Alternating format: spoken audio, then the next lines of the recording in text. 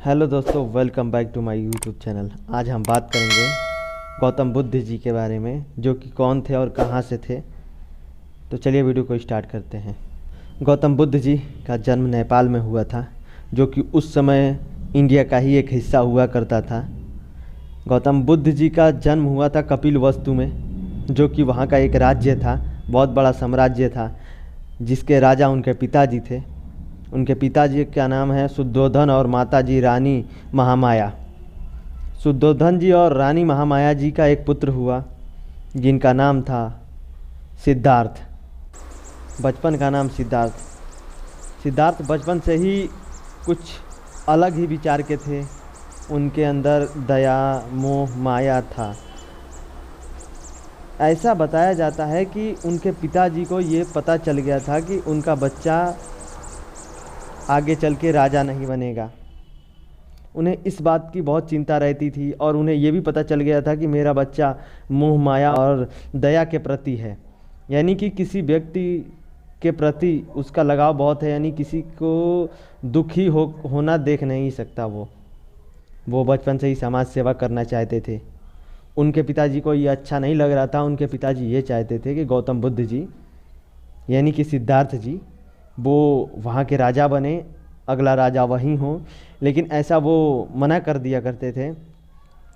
तो उनके पिताजी ने सोचा कि अगर हमारे बच्चे के मन में दया की भाव आ रही है तो उन्हें क्यों ना इससे दूर कर दिया जाए। तो उन्होंने एक आइडिया लगाया। वो क्या किए कि गांव में जितने गरीब लोग थे और जितने बूढ़े हो गए थे, जिनके पास बहुत दुख थी, बहुत तकलीफ़ थी, बीमारियां थीं, उनके लिए एक अलग ही गांव बनवा दिया। उनको वहाँ भेज दिया ताकि उनका बच्चा इन सब चीज़ों से दूर रहे और किसी के प्रति ये भावनाएं उसके उत्पन्न ना हों। तो एक दिन ऐसे ही बुद्ध जी देख रहे थे, गांव में घूम रहे थे अपने सैनिकों के साथ। उस समय वो बहुत छोटे थे और उस समय उनका नाम सिद्धार्थ था।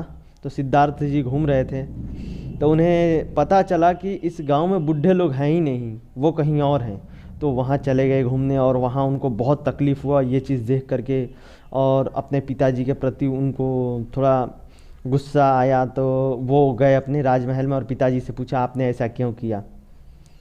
उनके पिताजी ने उन्हें समझाने की लाख कोशिश की, लेकिन वो नहीं समझे उस बात को। उन्हें बहुत तकलीफ़ था उन लोगों से।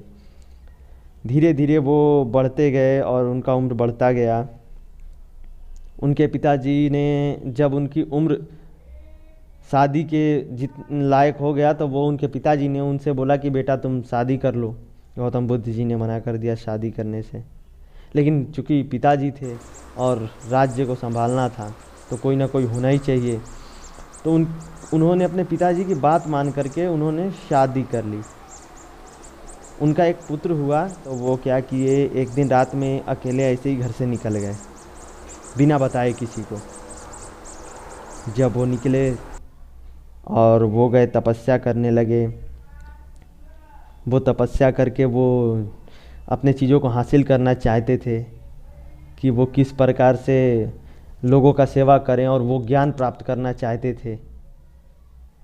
तब जाके उन्होंने तपस्या किया, तब उनका नाम पड़ा गौतम बुद्ध, जो कि बौद्ध धर्म के संस्थापक हैं। वो वहाँ से निकल करके धीरे धीरे कई जगह गए और इस तरीके से अपने ज्ञान प्राप्त किया। अगला वीडियो में आगे की बातें बताएंगे।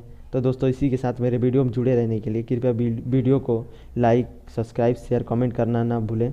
इस वीडियो का सेकंड पार्ट बहुत जल्द ही आएगा। उसमें ये बताएंगे कि आगे उन्होंने क्या किया और उनकी उम्र क्या थी, कितने वर्ष तक जिए, किस ईसा पूर्व में जिए। धन्यवाद दोस्तों।